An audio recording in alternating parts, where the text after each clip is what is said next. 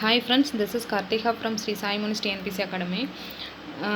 நம்ம சேனலில் வந்துட்டு தினம் ஒரு திருக்குறள் அப்படின்னு சொல்லிட்டு தினம் வந்துட்டு ஒரு திருக்குறள் வந்து போட்டுட்ருக்கோம். சரியா?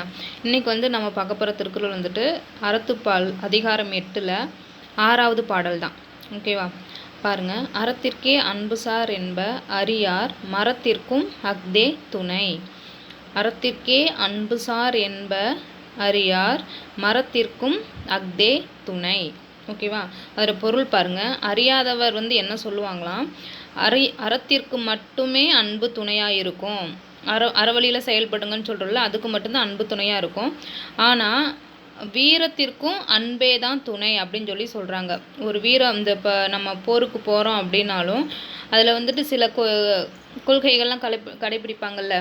இப்போ பெண்களை வந்துட்டு அந்த போர் நடக்குது அப்படின்னா அந்த போரில் வந்துட்டு பெண்களை வந்துட்டு எந்த வித கஷ்டமும் கொடுக்கக்கூடாது, முதியவர்களுக்கு எந்த வித கஷ்டமும் கொடுக்கக்கூடாது, குழந்தைகளுக்கு எந்த வித கஷ்டமும் கொடுக்கக்கூடாது, அதை வந்து அவங்க வந்து அஃபெக்ட் ஆகக்கூடாது அப்படின்ற ஒரு விதிமுறைப்படி தான் போரை நடத்துவாங்க. ஸோ அதுதான் சொல்கிறாங்க, வீரத்திற்கும் அன்பு தான் முக்கியம்.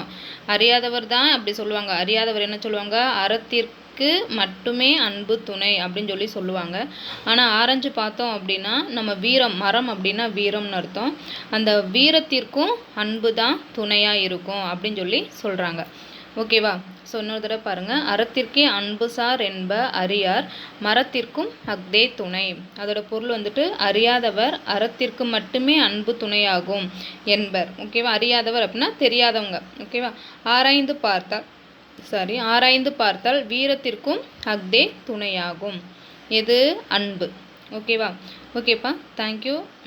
We will see in the next video. Thank you.